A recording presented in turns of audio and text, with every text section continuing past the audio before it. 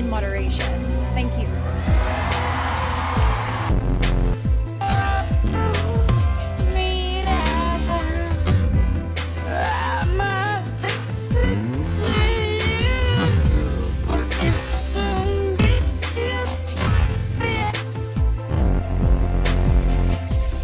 Everything is good, but in moderation. Thank you.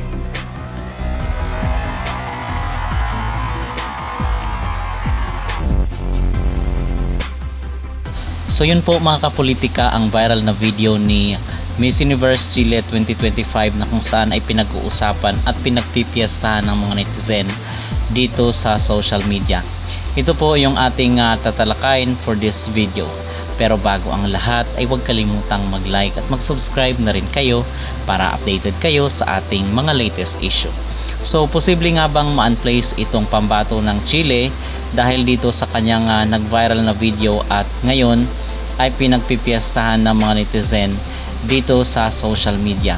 So kung yung matatandaan mga kapolitika, isa po itong si Chile sa mga nabanggit natin na talagang tinik dito sa corona ng Miss Universe 2025 at isa sa pinakamalakas, pinakamaganda at very elegant na representative ngayon dito sa nasabing competition. So naalala ko sa kanya yung Miss World 2024 na nagpasa ng corona dito kay Opal. Okay, so meron silang similarities mga kapolitika pagdating sa looks. But anyway, nagbigay na nga po ng kanyang pahayag itong si Inamol, ang Miss Universe Chile 2025 dahil isa ito sa pinakamalakas sa candidate ngayon dito sa Miss Universe 2025, pero malaki rin po ang kanyang tsansa na ma-unplace ngayong taon dahil dito sa nag-viral at controversial na video sa social media.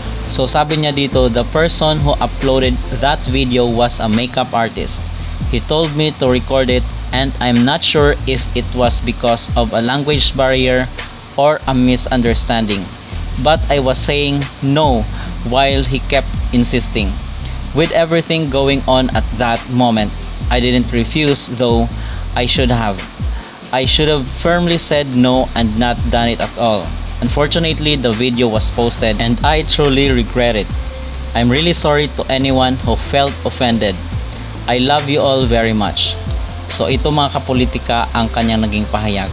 Miss Chile already apologized about that viral video showing her doing a video trend something related to DRUGS. To be honest, if this happened during Paula Sugart era, malaki chance na mag-clap to eh. Pero with the current owner, I'm not sure anymore. Baka nga Ariba pa since she's considered one of the strongest Latinas this year. So ito mga kapolitika yung post dito sa social media at pinagpipiyastahan po ng ating mga netizen at nagbigay rin sila ng kanilang mga komento. So natandaan ko kasi last year yung pambato ng Dominican Republic na kung saan is meron ring issue sa kanya, pero happy to say is nakapasok pa rin siya sa first cut top 30. So ang sabi daw is hindi daw nagmamatter ang mga issue or kung meron mang behavior issue ang mga candidate is hindi nagmamatter ang organization. Basta ang sa kanila kung sino yung mga paborito nila, most especially pag Latinas ay wala na silang paki doon sa mga issue at kontrobersya na kinakaharap ng mga candidates or ng mga delegates. So merong posibilidad na ma-unplace siya, pero meron rin talagang chance na isa ito sa maganda ang ranking niya dito sa Miss Universe 2025 dahil isa ito sa mga hinahangaan ko mga kapolitika nung arrival pa lang dahil napakaganda ng pambato ng Miss Chile at masasabi ko na isa siya sa mga frontrunner ngayong taon dito sa Miss Universe 2025. At aside kay Chile ay binabantayan ko rin yung mga pambato like Costa Rica at yung sa Cuba. So kung ako po yung tatanungin ay dapat na magpaimbestiga yung organization dahil itong issue na lumabas dito kay Miss Chile ay isang seryosong usapin. So kinakailangan na makita at lumitaw yung katotohanan dito sa kanyang nag-viral na video, and then from there is dapat magkaroon ng desisyon rin ang Miss Universe organization. Okay? So yun mga kapolitika ang aking mag-reaction.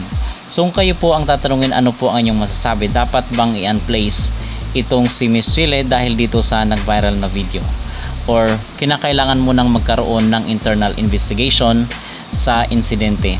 Mag-comment down below at huwag kalimutang mag-like at mag-subscribe na rin kayo para updated kayo sa ating mga latest issue.